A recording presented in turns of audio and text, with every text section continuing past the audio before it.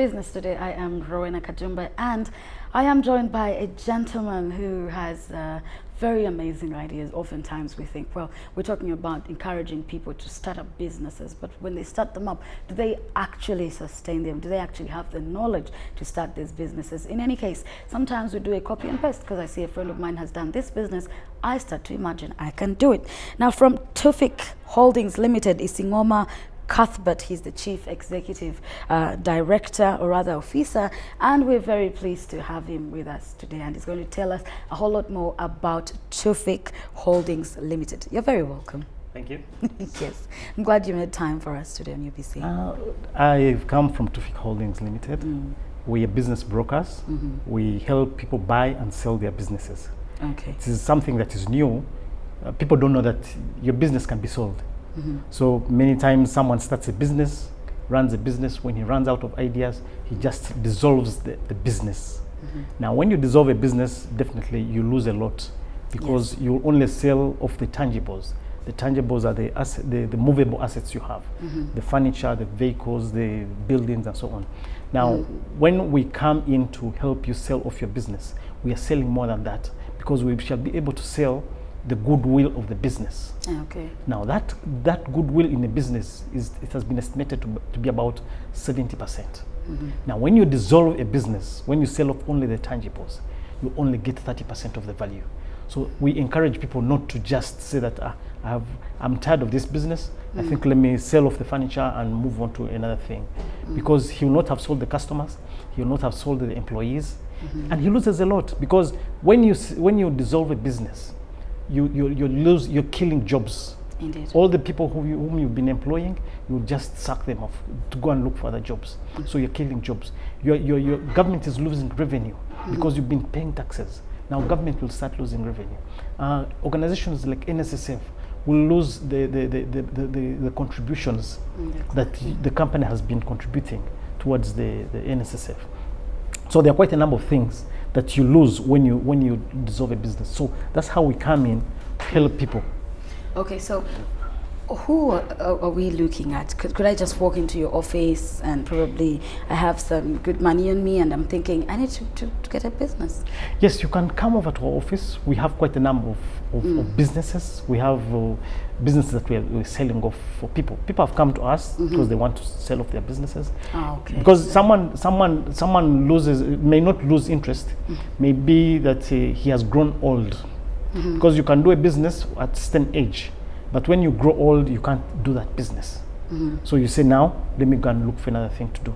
So you decide to sell a business. Those are the reasons some people sell their businesses. So people have brought us businesses to sell.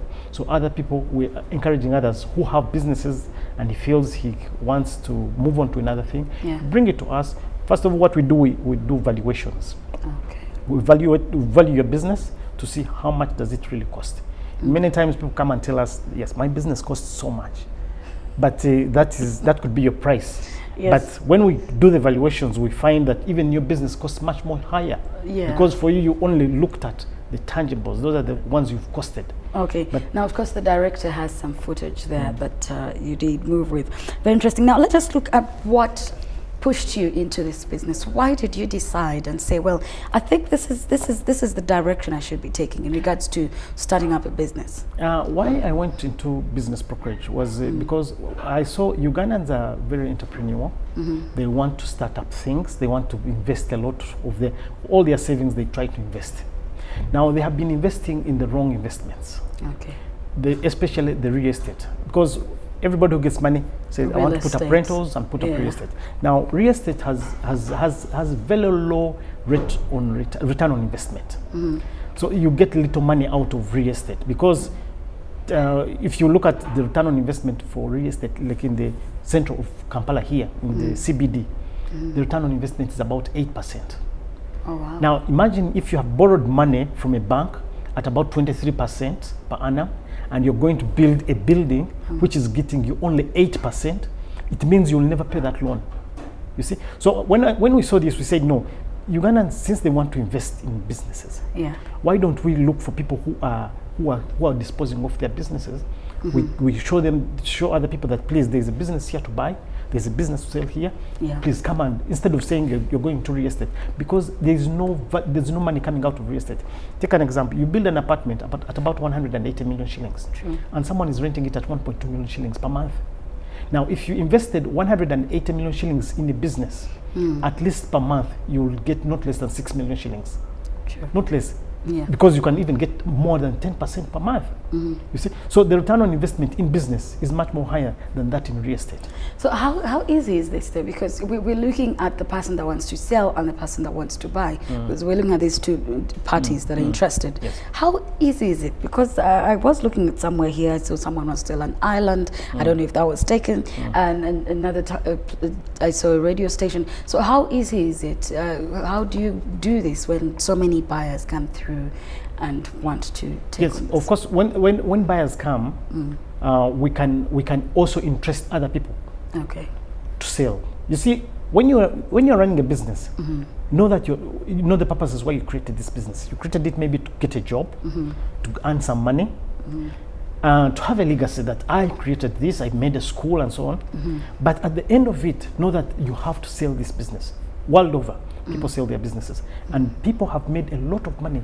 Entrepreneurs have made a lot of money out of buying and selling of businesses. He comes in a place, looks at a business, buys it at a little money, improves a little. Because some of these businesses just need small improvements, putting some order into putting systems, getting the right people. Then you sell it at a high profit. I've seen many companies which came here, like the recent case in the oil and gas. One came, bought a company which was doing the exploration, and sold immediately after. So some of these things, when that's how we interest people. Is tell them you can sell your business, go and do something else. You see, so that's how we get businesses for sale. Then how do we get customers to buy? We also go to the same people, the entrepreneurs. These are the same guys who again will buy the businesses. So we go and tell them that you guys, there's a business to buy here. Okay. So they get interested. They look at the figures, because an entrepreneur will want to look at the figures. How are the figures? Then they also go into what buying the business. Okay, so how do you help these business people? In any case, do you have things like trainings? Do you have things like involving them into your daily? Yes. Now we, of course, right now we've not yet got some funding, but when we get funding, we want to start training entrepreneurs that they need to learn all these tricks. It's not, because some people may say, for me, I want to run my business, but you run it for how long? You see, but there are those who say, for me, I want to get businesses which are available for sale and buy and sell. Now we want to start those trainings of our entrepreneurs, to train them those skills of knowing what is the right time to sell, because also that timing is also very important. This is very, Yes, what is the right time to sell? So we need to have those trainings. But when we get the fundings, when we get the money, of course we're going to get the money. Okay. When we get that money, we shall start calling these entrepreneurs, the people who are, because there are some guys who do startups. He starts up 1 year, 2 years, he doesn't see the money coming. We tell those guys, please don't kill that idea. Just come to us. We can tell you, we can take it to another level. Sometimes you may just only want a strategic investor. Someone who can put in more money. Now, of course, a startup guy may not know who is there who can fund this idea to another level. So, but for us, we can know that so and so. Okay. What's this? Real quickly, let's look at the steps here Yes. that are taken in regards to buying a business. The steps that are involved. The steps that are involved in buying a business, of course, we do things like due diligence. We must check the business that does it meet. Is this owner the real owner? We do valuations. Okay. Valuation of the business to see what is the correct value of this business, because sometimes clients can undervalue or overvalue the business, because he says, I've been running this business for so long, so this is the amount of money that I want out of it. So when we make a valuation, we see that this is the correct value of the business. Then we do things like checking on the market. Okay. How is the market doing?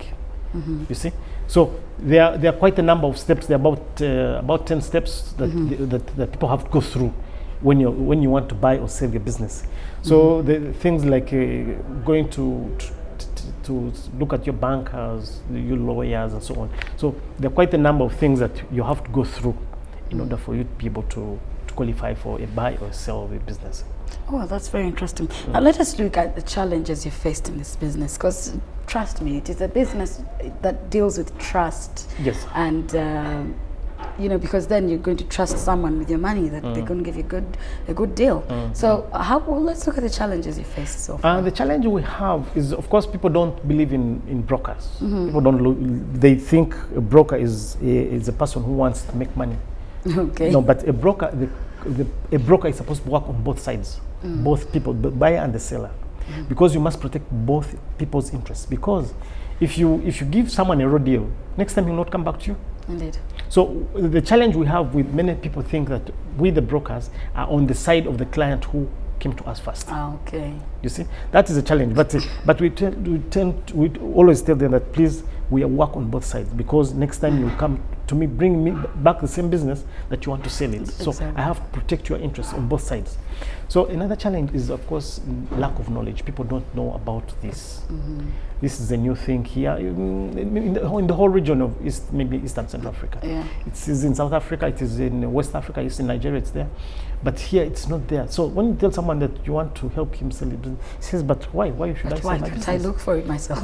Then when you tell him that you show him the purpose, the need for selling a business, because he may have his or her children who are not interested in that type of business. So that's when you say, that's when he starts saying, okay. So we have challenges of people not knowing that these services are available. Okay. Yes. Indeed. So how do you help someone identify maybe the right business? Because I could come and I'm not even sure what kind of business I want, but I need to get into a good deal and probably start up from somewhere. Now, one thing we always ask people to do is to know their passion. Okay. You see, someone can come, I want to start a salon. You say, what do you know about the salon business? Yeah. She knows nothing, or he knows nothing. So you start something that you love. Okay. You see, I was reading somewhere where they were talking about Microsoft, that Bill Gates did not start computers because he thought, there is need for these services. No, he started it because he loved it. He loved the computing industry. So everybody starts something that he loves best. So even you, when you are coming and you want to start something or you want to buy something, come with what you really feel you love, you have a passion for. Don't just come in because you see everybody is in the school business now. I also want a school. No, don't. Yes, go in for something that you have a passion for. Now, many schools you see are having problems right now. Many are selling. It's because people went in for money. Sure. Yes. Now, money. When you go in for something for money, you definitely not make a very good decision. But when you go in for something that you have passion for, you'll go further, because you'll start thinking more. But if you go in for money, you only think about where's the money. So those are some of the what we have.